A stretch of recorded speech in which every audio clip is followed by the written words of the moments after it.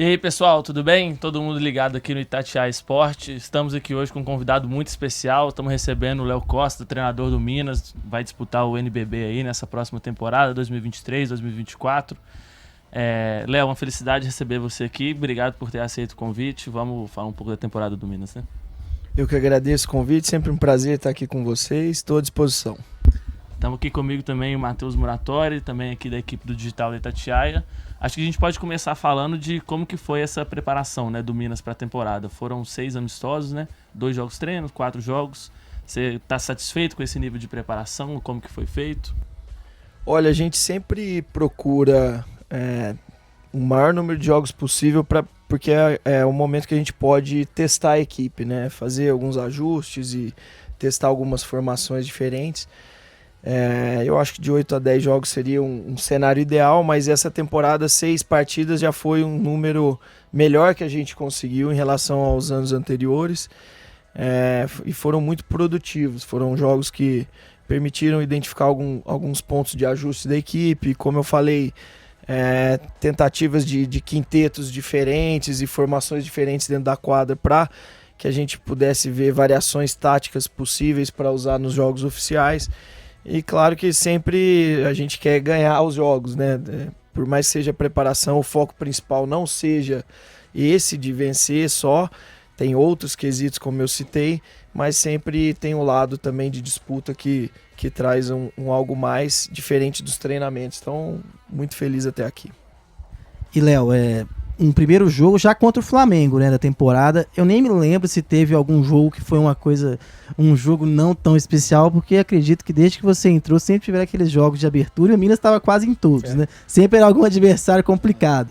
Mais uma vez o Flamengo, logo de cara. Como você está sentindo a equipe para esse jogo? Você já considera esse um confronto direto, levando em consideração que o Flamengo é um grande do basquete nacional, junto com o Minas, mas acredito que com o Minas, Franca e São Paulo, o Flamengo esteja ali no bolo também, né? Você já considera assim como um confronto direto? Ou vê realmente como um confronto para as equipes se estudarem e vamos ver ali também sem nenhuma tragédia, caso ocorra uma derrota também? Como você está levando esse jogo lá no Rio de Janeiro? A competição é muito longa, né? A gente sabe que nesse início, tanto a gente quanto o Flamengo, equipes que mudaram bastante seus elencos, tendem a estar ainda se adaptando ao novo formato, a parte tática, o entrosamento dos atletas. Então, é um jogo oficial que nos exige uma atenção, claro, muito grande. Um adversário que dispensa comentários pelo investimento, como você citou, uma das principais equipes, ou talvez o maior investimento do basquete nacional, e os títulos que vem tendo nos últimos anos. Mas a gente também já conseguiu, em alguns momentos, surpreendê-los. Semifinal de Super 8, semifinal de Champions, alguns momentos em caráter eliminatório. Então eu acredito que já tem uma certa rivalidade saudável aí dentro dos jogos Flamengo e Minas. E claro que pode fazer diferença lá na frente ou numa classificação de Super 8, tanto a vitória ou a derrota, quanto a diferença de placar. Então temos que estar muito atentos e sabendo das dificuldades que é enfrentar o Flamengo fora de casa. Falando um pouco dessa temporada mesmo do time em si, a gente percebe que, né, do ano foi novamente aquele roteiro de precisar rearranjar as peças e remontar o elenco. Como que você chegou, né, nos novos nomes? Como que esse processo foi feito? Eu queria que você contasse um pouco pra gente. Eu acho que eu já acostumei com essa história de mudar elenco. A gente tem tido bastante mudança nas últimas temporadas, muitas vezes não motivadas pela gente, mas questão de destaque de um jogador individual chamado por outras equipes, às vezes com um investimento ou propostas além do que a gente conseguiu manter. Isso fez com que a gente mudasse todos os anos bastante a estrutura da equipe. É algo que, no meu entendimento, não é o cenário ideal. Acho que as equipes, em todas as modalidades que têm sucesso longínquo, tende a manter um core, uma espinha dorsal de elenco quando os elencos dão muito certo. A gente teve que fazer as mudanças, 3 atletas mantidos e, na minha opinião, conseguimos identificar atletas com o perfil que a gente buscava. Houve um esforço muito grande da diretoria para manter o nível de investimento e o nível da equipe. Tenho que ressaltar isso e elogiar sempre, né, toda a estrutura dada pelo clube para a gente. E conseguimos atletas que, na minha opinião, têm um perfil de trabalho, de comprometimento e qualidades técnicas, lógico, que se adequam ao nosso sistema de jogo. E, Léo, se algumas peças, né, são novidades, você não é novidade, né? Porque vai ser a 5ª temporada, né? Já são aí 4 anos completos. Como é para você estar à frente desse projeto do Minas, que é um projeto relativamente, em termos de ambição, novo, né? Porque você já enfrentou o Minas nos tempos de Macaé, lembra de um outro Minas, né? E agora é um Minas sempre chegando no top 4, sempre chegando nessa disputa de pódio, pelo menos. Como é pra você estar liderando isso? Você que tem contrato até o fim dessa temporada, e você acha que você tem caixa pra mais, quer ficar mais tempo também, que gostou da cidade? O que você vê, como você vê, posso dizer, liderando, né, esse projeto, pelo menos em quadra, do Minas? Olha, Matheus, muito feliz, assim, um orgulho muito grande, na verdade, nessa nova fase do basquete, onde as ambições do projeto do basquete do Minas atingiram outro patamar, né? Estava há bastante tempo com os investimentos mais restritos e quando eu recebi o convite já ficou claro para mim nas primeiras reuniões que era um novo momento que o Minas viveria e isso me motivou bastante. Então, um orgulho muito grande, feliz de ver que a diretoria confia no trabalho, que está dando sequência e a gente, na minha opinião, tem conseguido também retribuir isso dentro de quadra, atingindo as metas, os objetivos, em alguns casos até superando, com um título nacional inédito lá do Super 8, mas a gente sempre quer mais. Batemos na trave várias semifinais de Champions e de NBB para chegar numa final inédita e se colocar em chance de título também nessas competições de grande porte. E eu acho que a palavra é feliz. A minha vontade, a minha família está aqui totalmente adaptada, eu também me adaptei muito bem à cidade, a vontade é sempre de continuar e de seguir, mas para isso a gente tem que focar primeiro nessa temporada, entrega de resultados como tem sido feito nos outros anos e depois no momento certo conversar sobre isso. Léo, uma das peças do elenco do Minas é o Fusato, né, que ele foi convocado pro PAN. Existe alguma preparação especial, existe algum cuidado especial em relação a essa preparação desse atleta? Ou ele participou dos trabalhos normais e aí só na época mesmo da viagem que é liberado? Ele segue os trabalhos normais com o grupo, eu chamo ele de Danilo, porque tem o Vezaro e o Fusaro. Se eu falar Fusaro, vira 2. Então, o Danilo é um atleta que voltou, na verdade, ao clube, né? Depois de fazer sua formação aqui. Eu enfrentei o Danilo quando eu estava em Macaé. Tinha até outro nome, viu? Era Danilo Siqueira. Acho que era Danilo Siqueira, chamava de Danilo Siqueira. Depois virou outro nome, mas isso faz parte. E ele jogou aqui na sua formação, muito jovem, depois foi para a Espanha e agora está retornando ao clube num outro momento, já muito mais experiente, mais maduro, e é um dos jogadores que tem um papel de grande importância para a gente na temporada. Ele vai participar das partidas normais do NBB e tudo correndo bem aí dentro das liberações do clube. Ele se apresentaria para a seleção após os compromissos nossos nos jogos do Rio de Janeiro contra Vasco e Botafogo, e ele se apresentaria no dia seguinte, mas é um atleta que seguiu os trabalhos normalmente com a gente. Falando só um pouco desse ponto aí dos jogos também, né? Um ponto que chama a atenção dessa temporada é o fato do Minas ter ficado fora de uma competição internacional por motivos, diria, organizacionais, vamos dizer assim, no mínimo, né? Como vocês observaram isso? Isso de alguma forma deu alguma mexida na preparação, né? Falando em preparação, só para situar, o Minas tinha a vaga da Liga Sul-Americana, né? Em tese garantida, mas por entreveiro da Liga Nacional de Basquete com a Confederação Brasileira de Basquete, a chancela do NBB foi retirada, as equipes não puderam ser selecionadas, né? Enfim. E aí tá esse entreveiro, aparentemente não devemos ter brasileiros em competições internacionais nessa temporada até então. Isso algum ponto mexeu com vocês na preparação ou não? Seguiu de um ritmo, como posso dizer, planejado, mais ou menos, vamos dizer? Olha, a gente, claro que todo atleta, os treinadores, todo mundo da comissão tem vontade de participar de uma competição internacional. Acho que para o clube também, para a instituição, tem um peso muito grande a participação em torneios desse porte. Mas hoje, assim, isso foge um pouco das nossas mãos, isso está em outra esfera de conversa. A gente tem que continuar fazendo nosso trabalho do dia a dia de construção da equipe para se colocar na melhor condição possível para os campeonatos que a gente puder disputar em alto nível. Então, desde o início eu conversei isso com os jogadores, falei, ó, vamos focar no que está no nosso controle, que é o trabalho diário, e ganhar o melhor ritmo possível quanto antes para as disputas que a gente puder participar. Esperando ainda as decisões, se vai ter algum brasileiro na Champions, se vai ter alguma mudança na Sul-Americana, e a partir do momento que estiver realmente decidido 100%, a gente vê o que a gente vai poder disputar. Léo, agora eu queria uma opinião sua, assim, questão mesmo do Brasil, essa coisa do nível internacional do Brasil. A gente viu que há pouco teve o pré-olímpico, né? O Brasil acabou ficando pelo caminho, tem essa questão agora do PAN. Como que você vê o nível do Brasil em nível internacional, nível de disputa? Você acha que tem chance ainda de ter algum bom resultado? Essa questão de planejamento, né? Tem a última ainda do pré-olímpico, né? Tem um grupo final para participar. Como que você vê o momento do Brasil, assim, internacional? Olha, o basquete mundial, de uma forma geral, ele subiu demais o seu nível, né?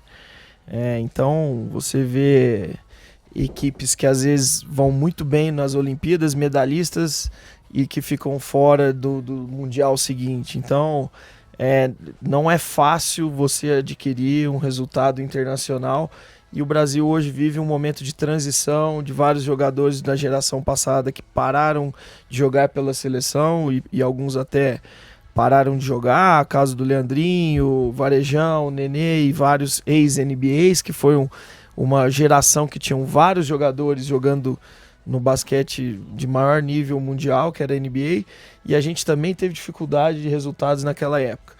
Uma geração nova, a volta de um treinador brasileiro, que eu acho que estava na hora de voltar a ter um treinador brasileiro, e o Gustavo era o nome certo pro momento, tá com o Elinho e o Galvani, o Bruno Saviani. É uma comissão hoje que eu vejo que representa muito bem o nosso basquete, treinadores de altíssimo nível, e agora é ter paciência, trabalho e tempo, porque são jovens promessas, um Gui Santos com chance de chegar numa NBA, jogadores que estão num momento ainda inicial das suas carreiras internacionais, então a gente tem que ter um pouquinho de paciência para esperar que esses resultados cheguem o quanto antes. Um ponto também que mostra o quanto o basquete nacional, ao meu ver, tem se mostrado até de certo ponto de competição, é o fato de um Bruno Caboclo, até o Iago, né, que foi literalmente formado aqui, chegar no Mundial e fazer o que ele fez, né? Então, assim, e você os conhece, né? Enfrentou eles ali quase diariamente, então mostra como o nosso nível, no meu ponto, tem um certo valor, sim. Diante disso, você acredita que essa vaga olímpica tão sonhada, né? É possível já nesse pré-olímpico, né? Só vai o campeão de cada grupo do pré-olímpico, né? E são seleções fortíssimas, você mesmo pontuou. Você acredita que o Brasil pode aprontar essa? Olha, você citou, voltando um pouco na sua pergunta, o nível do basquete brasileiro, com os jogadores que estão saindo e se destacando internacionalmente. E se for pegar nos resultados das competições internacionais também, os times brasileiros têm mostrado um certo domínio nas Américas, com Champions e Liga Sul-Americana. Os resultados recentes são muitos agora deles até com do Brasil. O Mundial, né? O Mundial de Franca, teve do Flamengo. Então, acho que mostra que o trabalho é bem feito. Claro que tem vários pontos que precisam ainda crescer dentro da modalidade, mas, na minha opinião, dentro das possibilidades, a gente fez uma boa Copa do Mundo. Uma vitória sobre o Canadá, uma chance ali de classificação para as Olimpíadas naquele jogo Espanha e Canadá também. Então, a gente poderia estar comemorando também já um outro formato. Não acho que é fácil, acho que é uma missão ingrata, eu diria, mas acho que a gente já mostrou em quadra que consegue jogar em alto nível. Então, espero que a gente surpreenda aí. Eu queria também que, igual o Matheus falou, você está aqui no Minas já há muito tempo, fizesse um balanço assim do que você viu de diferente quando você chegou, do que você já aponta assim como uma melhora já, digamos, irreversível, né? algum caminho um processo que você vê e o que você projeta assim para o futuro, de o que falta para dar esse outro passo e voltar a disputar os títulos, né? Seguir disputando os títulos, chegar às finais, mas porque igual você falou, é um projeto que precisa de uma constância, né? E com você à frente desse projeto, a gente conseguiu essa constância. Então o que você já viu de diferente do que tem e o que você já consegue planejar para o futuro? Olha, acho que a minha adaptação no clube também foi um processo, né? Primeiro que estava muito claro para mim assim, a dimensão do Minas, a representatividade do clube. Eu fiz questão de entender nesse primeiro ano que eu vim para um contrato de uma temporada só, mas eu quis ir em todos os departamentos do clube, entender como funcionava. Era o Léo chegando no Minas, não o Minas chegando no Léo. Então eu quis entender todo o formato e ver de que forma, em alguns aspectos, eu poderia dar um pouco da minha cara, pedir um pouco de suporte dos departamentos de ciência do esporte, por exemplo, dentro da visão de jogo que eu tinha interesse que a gente conseguisse construir, de uma identidade de um time aguerrido, que joga muito em transição ofensiva, perfil de jogadores que tivesse essa identidade. Então eu acho que dentro dessa solidificação dos resultados que a gente vem brigando sempre top 4, medalhando em competições dificílimas, eu acho que tem um processo de somatório de esforços aí, a diretoria em primeiro plano junto com os parceiros do clube para dar estrutura de contratar em alto nível, porque se você não consegue entrar no mercado e disputar contratações de atletas de altíssimo nível, você tem uma dificuldade muito grande de atingir os resultados. No final do dia, você precisa de atletas de altíssimo nível dentro da quadra, representando a camisa do Minas para sonhar alto. Isso a gente vem conseguindo ter.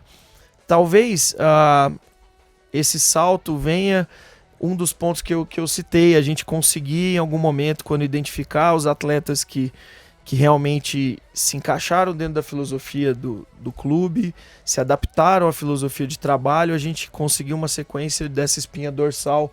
Eu acho que isso pode ser um ponto diferencial. Porque quando você fala financeiramente, tem alguns clubes hoje que conseguem um poder financeiro maior do que o nosso internamente e também fora. O caso do Cheque, que foi para o Uruguai, foi para o México, para o Uruguai, para ganhar quase o dobro do que ganhava aqui. O Tavario Miller foi muito bem aqui com a gente, foi ganhar o dobro no Japão. Então, tem coisas que fogem do seu controle. Mas eu acho que se a gente conseguir manter essa espinha dorsal e dar sequência não só na filosofia de trabalho minha e da comissão técnica, mas também do grupo de jogadores que fiquem juntos por mais tempo, isso faz com que a outra temporada já se inicie não de um processo embrionário, mas você já sai de um estágio mais avançado, porque a maioria do grupo já está adaptado à filosofia. Por mais que você tenha mais ou menos o mesmo tempo de pré-temporada que as outras equipes, na minha opinião, você sai um pouco à frente quando você mantém uma espinha dorsal de equipe, e isso pode sim fazer diferença de já começar com resultados mais rápidos na competição.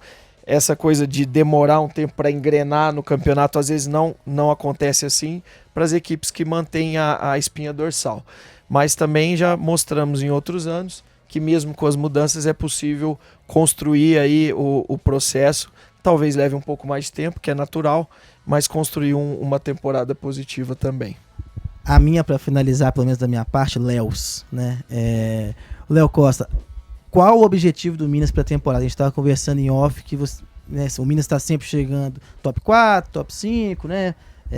Agora focado em NBB e Super 8. Há um objetivo? Terminar entre os 4 do NBB, terminar semifinalista do Super 8. Tem um objetivo? Chegar à final? Ou vocês ainda não colocam isso e vão vendo como as coisas andam? Olha, nesse início é até difícil você falar, né, o potencial máximo da equipe. É difícil você definir isso sem ter tido nenhum jogo oficial. Eu estou muito otimista com o que eu estou vendo até aqui, pelo comprometimento dos atletas, pelo dia a dia de trabalho, pelo que a gente viu nesses amistosos, já de um espírito de união e pontos que eu acho que são cruciais numa temporada de sucesso. Então, é difícil traçar uma meta final nesse momento. Mas é claro que a gente espera que seja sempre essa temporada melhor do que as anteriores. A gente sempre almeja chegar um pouco mais longe do que foi feito no passado, né? Então é com esse otimismo que eu entro na temporada. Acho que é isso, a gente conseguiu pontuar aí, acho que todos os processos de preparação, de expectativa para o ano. Desejar boa sorte para você, Léo, para o Minas. Agradecer de novo a sua presença aqui, muito legal ter você com a gente, as portas de Itatiaia estão sempre abertas. Eu que agradeço o convite, sempre um prazer, espero contar com a presença de vocês nos jogos, presença da torcida também, lembrando que o Minas Basquete representa todo o estado de Minas Gerais, a cidade de Belo Horizonte, na maior competição do basquete nacional, então que a gente consiga esse movimento de apoio e de incentivo e que as pessoas que vão ao ginásio se sintam representadas e quando ligar a televisão para assistir o Minas jogando, sintam-se representadas, todo o estado de Minas Gerais e a cidade de Belo Horizonte, porque a gente realmente espera que essa temporada a gente consiga lotar a arena. Vocês não têm ideia da diferença que faz quando a gente joga com o ginásio cheio, o incentivo da torcida. Talvez aquele Super 8 do título tenha sido a maior representatividade disso. Tudo adverso, tudo contra para a gente conquistar o primeiro título nacional, mas foi o dia de ginásio mais cheio que a gente teve. Então, a gente conta com o apoio de vocês também. É isso, pessoal. A cobertura completa do que está acontecendo no basquete aqui no Brasil, no mundo, se acompanha no itatiaesporte.com.br. Um abraço.